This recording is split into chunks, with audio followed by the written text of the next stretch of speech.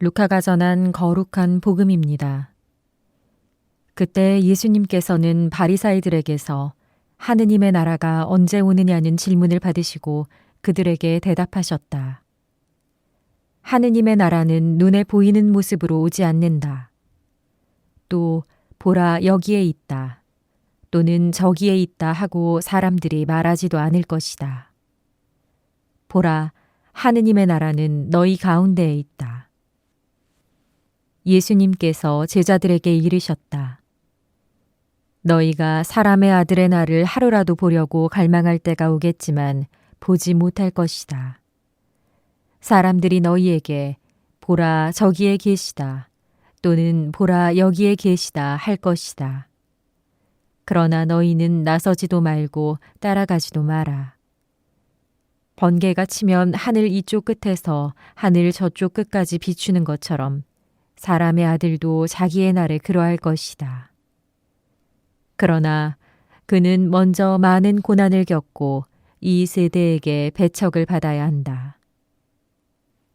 주님의 말씀입니다. 참 예수님, 안녕하세요. 오늘의 강론 목요일입니다. 좋은 하루를 시작 혹은 좋은 오후를 보내고 계십니까?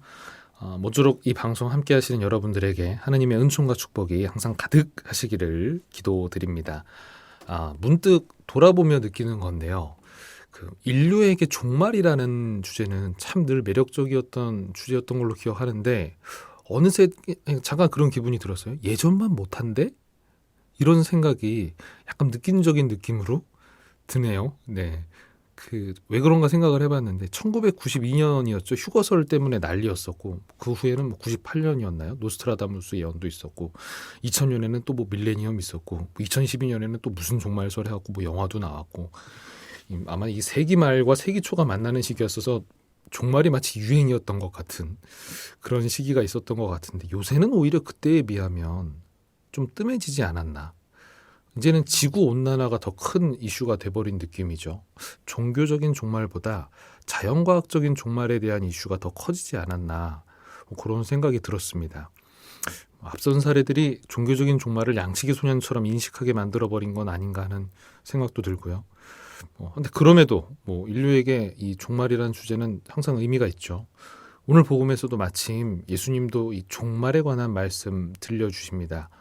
예수님이 사실 참 분명히 말씀하셨죠. 그때와 그날이 언제인지는 아무도 알 수 없다. 근데도 이게 도대체 그날은 언젠가 궁금하지 않을 수가. 그죠? 네, 오늘 바리사이들도 비슷한 질문합니다. 하느님의 나라가 도대체 언제 오는 거냐? 네, 여기서 바리사이들이 생각하는 하느님 나라는 조금 종말과는 느낌이 달라요. 이스라엘이 부강해지는 걸 의미했습니다. 대체 언제 그렇게 되냐는 질문이었죠. 그래서 예수님께서 인식의 지평을 확 넓혀주는 말씀을 하시죠. 하느님 나라는 눈에 보이는 모습으로 오는 것이 아니다. 이미 우리 가운데에 있는 것이다. 우리가 이제 신학적으로 표현할 때 아마 한 번쯤은 여러분들 들어보셨을 겁니다. 예수님의 탄생과 함께 이미 하느님의 나라는 시작이 되었다. 그리고 우리들도 막연히 그날이 언제 오나 생각될 수 있겠지만 그런 뜻이 아니라 이미 시작되었고 우리 가운데에 있다는 것입니다. 아이들의 해맑은 미소 안에서 서로를 용서하고 사랑하는 가운데에서 이웃을 돕기 위해 건네는 손길에서 어려운 이들을 위해 기도하는 가운데에서 우리는 이미 시작된 하느님 나라를 충분히 찾아볼 수 있습니다. 물론 시작은 되었으나 아직 완성되지는 않았죠. 때문에 우리 안에 불화가 있고 갈등이 있을 수 있습니다. 그런데 그게 중요한 게 아니고요. 이미 시작된 하느님 나라를 봐야지 불화나 갈등만을 보아서는 안 되겠습니다. 예전에 제가 어떤 피정집 갔다가 거기서 본 글귀가 굉장히 인상적이었는데요. 하느님을 찾았으나 배울 길 없고 영혼을 찾았으나 만날 길 없어 형제를 찾았더니 셋 다 만났네. 이런 글이 있었습니다. 그렇습니다. 우리 모두는 하느님의 모상으로 만들어진 인간이기에 하느님을 찾기 위해 가장 좋은 방법 형제들과 함께하고 그들을 받아들이는 일입니다. 뭐랄까요? 오늘 복음을 보면 유다인들이 되게 막연한 주제에 대한 질문을 했는데 예수님의 답은 오히려 우리가 무엇을 더 중요하게 여겨야 하는지에 대해서 알려주시는 듯합니다. 아주 쉽게 한마디로 정리하면 그겁니다. 뜬구름 잡는 소리 하지 말고 옆에 있는 형제들을 잘 사랑하면서 살아라로 요약해 볼 수 있겠습니다. 호기심이 분명 긍정적으로 작용하는 경우도 없진 않습니다만 본질을 놓친 호기심은 무의미한 경우가 있죠.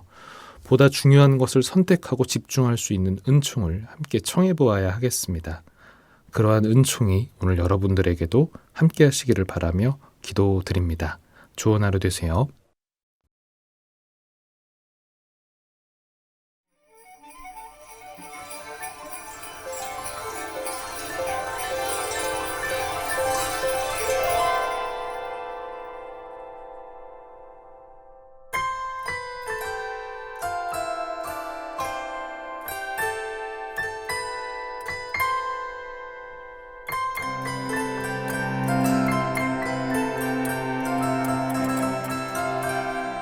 그 강렬해서 나왔다 나왔군요. 아주 간지러워 죽겠어.